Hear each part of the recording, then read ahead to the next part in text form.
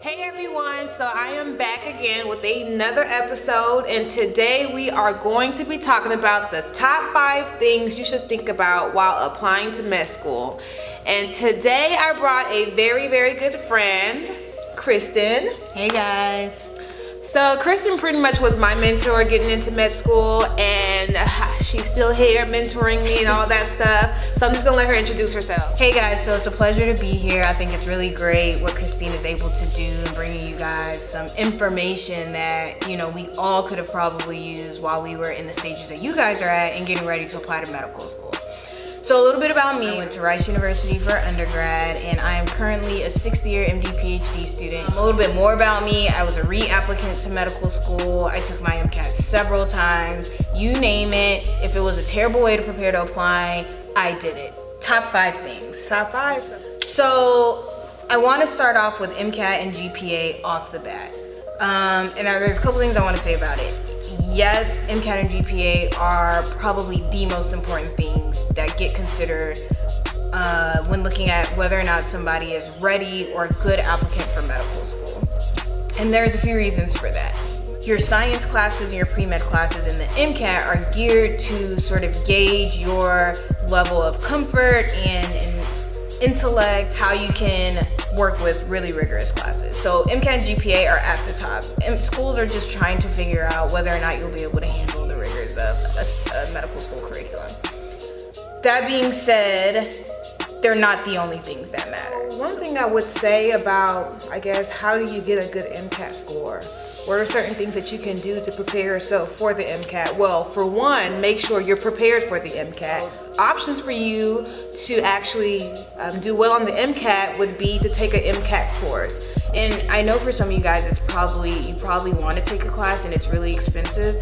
But there are other options. Some companies offer scholarships. Honestly, I put the class on a credit card and I was working and I paid it off. I mean, it was one of the best investments I could make in myself to prepare me to take the test. And you have to know how the test wants you to answer questions in order to do well on it. So highly consider taking a class. So number 2 on our top 5 list would be a personal statement. Your personal statement. A personal statement is exactly what it sounds like.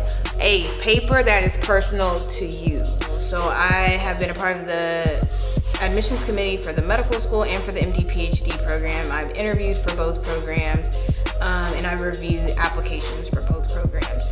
I have read hundreds of personal statements at this point, and I can tell you that the personal statement won't necessarily make or break a really strong on paper applicant, but it really can add some additional confidence in the applicant if they're able to portray themselves in a way that lets the reader or the reviewer know that A, you're very passionate about medicine, B, that you're very compassionate about people, and C, that you're really committed to service.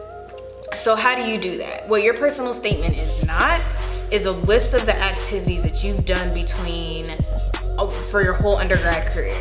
So the personal statement is the place for you to explain why and how the experiences in your life have motivated you and let you know that medicine is the only career path for you. So again, it's not just listing those experiences, it's telling us how that experience affected you and why it now motivated you to pursue a career in medicine. And just keep in mind, people who are reviewing your personal statements have been reviewing countless of personal statements like within the hour. What you really want to focus on is starting your paper with something that's going to catch their attention. So that's a really important point, because even if you have really good experiences and you can explain why they've motivated you, if they're not put together in a cohesive, 5,200 character essay, you're gonna lose your reader.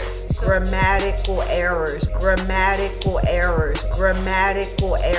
Make sure you are actually reviewing your paper. Because with something like a personal statement that you can read and it's easily in your control to sort of make sure it's very polished, and you chose not to, that could say something negative about you. Not to every reviewer, but you just never know. So number 3 on our list is going to be about extracurricular activities such as shadowing, doing things in the summer that will improve your application or research. Do you need research? I get this question a lot. How do admissions committees view research on an application? Is it mandatory? Is it a requirement?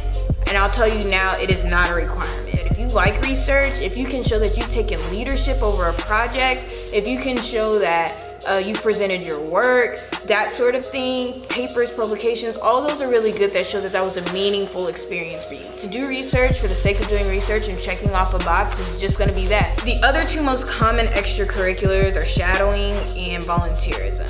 Yes, you need both.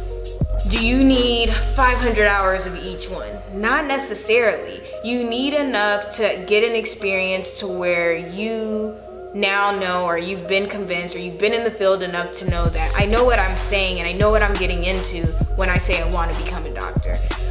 Volunteering is really important. It shows your commitment to service, your compassion for people. Does it have to be at a hospital or in a clinical setting? Not at all. The other really important thing is to just make really good use of your summers, especially if you're an underrepresented minority. There are tons of programs out there that you could do either at your school or at other institutions, and most of them will give you a living stipend. So moving on to our number 4 of our top 5 things that you should think about before applying to med school. And that would be the intangible things that most people look over. And that would be leadership, your commitment to service, and compassion for other people. As a doctor, you're literally the leader of the entire hospital. Nurses come to you for advice. PAs come to you for advice. PTs, OTs, everyone is coming to you for directions. Admissions committees really want to see that you have the ability to be a leader, because that's what your job will entail in the future. So sometimes it's hard, especially if you go to a really big school, to become an officer in certain organizations. That's definitely one way, but it's not the only way. You can be maybe a community service chair and you've organized for your group to do a walk on breast cancer. That's a leadership quality.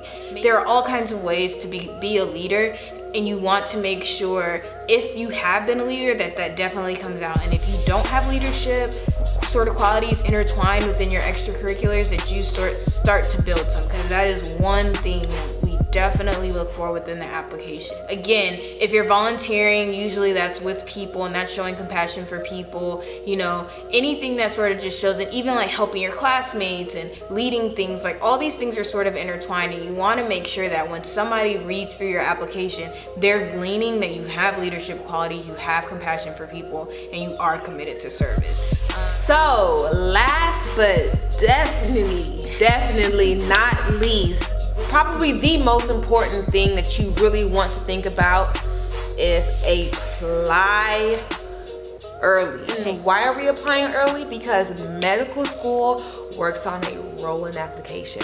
And the way I think about it, it's kind of like first come, first serve. Yeah, that's definitely what it is. So there's 2 different systems. If you're in Texas, we have our own system. If you're not in Texas, you have the AMCAS system, but they both typically work the same.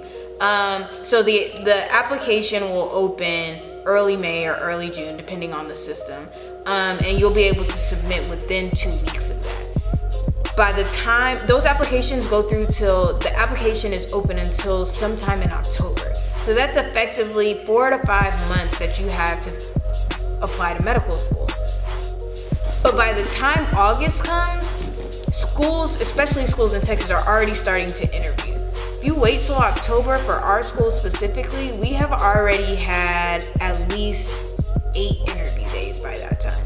So take all those things into consideration. The earlier you apply, the better your chance of getting an interview and subsequently getting into medical school. Another thing to consider is that by the time middle of October comes around, some schools as early as middle of October are already giving out acceptances to people. Don't send your application early if it's not ready. Yeah. So I want to stress that sending your application in early is hugely important, but not at the expense of errors in your application. So if you can't submit it on the first day, you maybe need a week to polish it up. That's still really early, and that's still really good. So submit your application as early. Submit a very polished application, the most polished it could be, as early as possible. So before we wrap this video up, we just want to give you guys a quick timeline of what you guys should expect on your road to medical school. So your freshman year, you shouldn't have to do a lot, but getting ahead of the game early is always a good thing. So if you know that you want to go to medical school your freshman year, start thinking about different opportunities for you to get more experiences. Grades are going to be very essential. So ensuring you give yourself the best opportunity to do well in your classes as early on as possible is definitely going to make things easier down the road.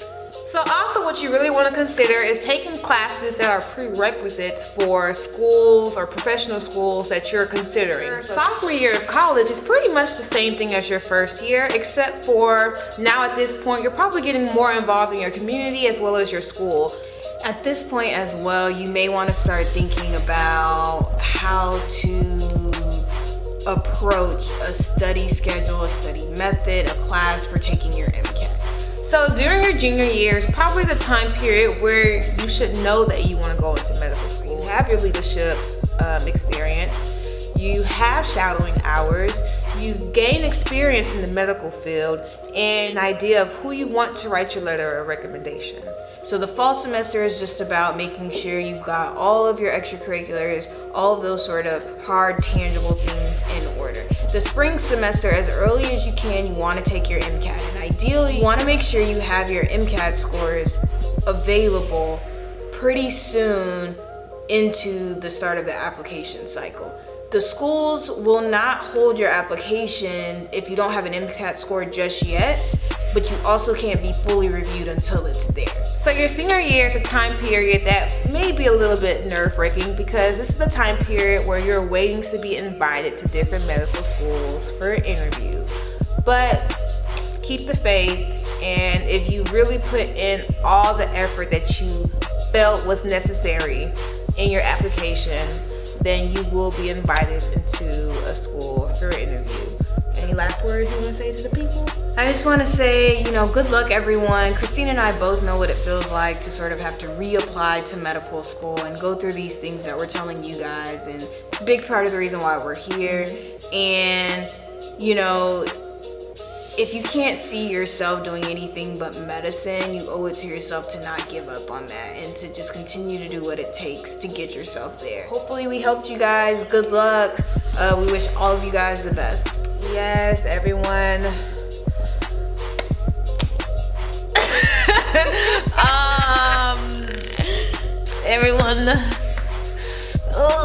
So everyone, thank you so much for tuning in to this episode of our top 5 things that you should think about while on your road to applying to med school. If you have any comments, any advice, anything you want to know more about, feel free to leave a comment down in the comment box and I will be sure to get back to you. And if there are things that I can't really answer, I will shoot it to Kristen. The next episode is going to be about exactly what admissions committees are looking for in their applicant, as described by our very own Associate Dean of Admissions here at our medical school.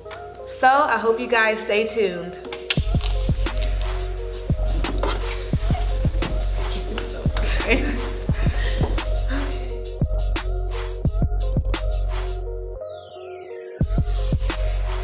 So number 2. So number 2.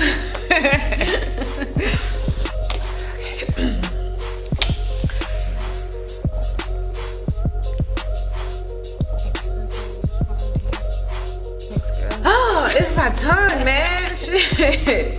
You know it's connected, right? That's why I get tongue tied easily. Wait, what? It's not my fault. It's genetics. But my fear is that I get it cut and my tongue is just going to go crazy. I'm just afraid that I'm gonna have to go to like physical therapy, speech therapy, and You learn think? how to. Yeah, I think I have to learn to talk again. Yeah, you probably would. No.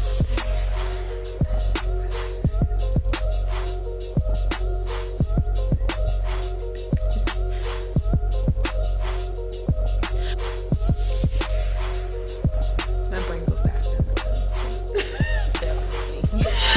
So, I said, wow, I'm an abnormality. Probably. I was a bad child.